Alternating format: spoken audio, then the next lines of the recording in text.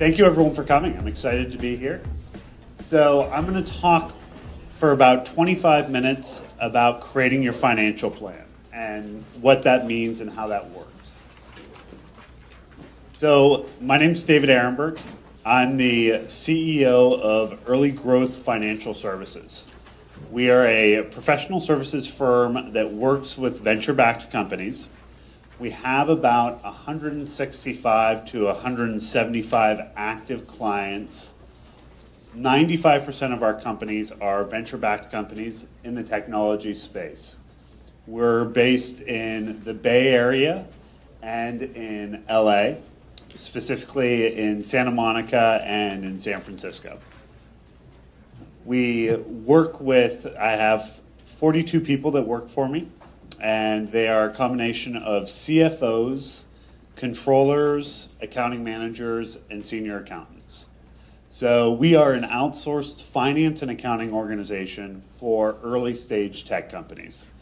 So at the transactional level, we do things like prepare financial statements, pull together payroll, pull together AP. And then at a strategic level, we do budgeting and forecasting and financial planning and all the traditional functions that a CFO would perform. We typically will work with a client for 35 months till they get to about 50 employees and somewhere in the neighborhood of 7 to 10 million in revenue. We'll typically exit right around a Series C. We'll typically join our clients right after they close a seed round of funding or financing in the convertible note range of anywhere from 800,000 to 2 million. So that's kind of who we are. We've been around for about 6 years. We work with all types of technology companies, although our client mix tends to really mirror what the venture capital community is funding. So that means 4.5, 5 years ago, we had a very large number of clean technology companies, solar companies, and 3 years ago, we had a large number of social media companies, and today we have a large number of cloud computing and e-commerce and mobility companies. Some of our clients are Zendesk and Clout and Formspring, sort of big names. Jobvite is another one of our clients. So that's who we are. My own personal background, so I started the company a little over 5 years ago. I have a finance and accounting background. I'm an MBA and a CPA. I started my career on Wall Street. I was a controller at Microsoft, and I was a CFO for 2 different venture-backed companies prior to starting the company. So most of my background is in technology, and most of it is in early stage technology. So we're going to talk a little bit about a financial model. I'm assuming because all of you are here, a lot of you are starting a company or thinking about fundraising or thinking about going after venture funds. And one of the things that all venture capitalists are going to want to see is a financial model. So hopefully I can help you to think about that financial model a little bit and think about the different components that you need to put into the financial model and the things that you need to be thinking through as you're going through that process.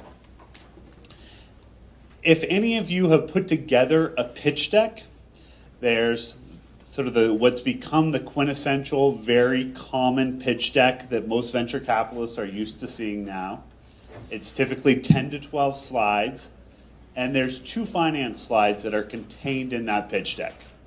There's typically a bottoms-up forecast, which is taking your spending from the bottom and projecting it out, and there's a tops-down forecast.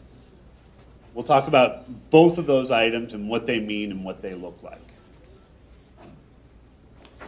So when you start to think about a financial plan and a financial model, we advise not to go out beyond 3 years. If you're an early stage company, if you haven't started, it's hard enough just to go out 1 year. It's hard enough to even know what's really going to happen with your business. To think about going out any length of time beyond 3 years is just unrealistic. And so we advise our companies to really keep it in the near term, to think about what they're going to have in terms of spending this year, and then to project that out a couple more years beyond that. The thing about creating a financial plan is it's a very good discipline. First of all, you're going to need it for fundraising, but more importantly, it's going to force you to think through your business. So it's going to force you to think through what's really driving your revenue. What are the key assumptions in your revenue? What are the different things that you're going to need to put in place in order to sustain and create that revenue? What are you going to need to do in terms of hiring? What is your team going to look like, and what's your team going to cost? What's the relationship between your hiring and your revenue? What are your development costs going to be? Are you going to hire people, or are you going to outsource? Are you going to look for contractors? Is it going to be people that specialize in different areas that are outside of this country, or is it people that are in San Francisco? All these different decisions are going to come to light as you're creating your budget and creating your forecast. And it's a great exercise to go through with your other founders and with the other members of your executive team, because it really forces you to think about your business, and it forces you to examine the different decisions you need to make, and it creates a very, very good dialogue. So here's just some of the different things. Provides a comprehensive financial picture, forces you to evaluate key performance drivers, validate your assumptions, put your challenges into perspective, iterations, insight into the business model, decision-making process, and the baseline objectives. Okay.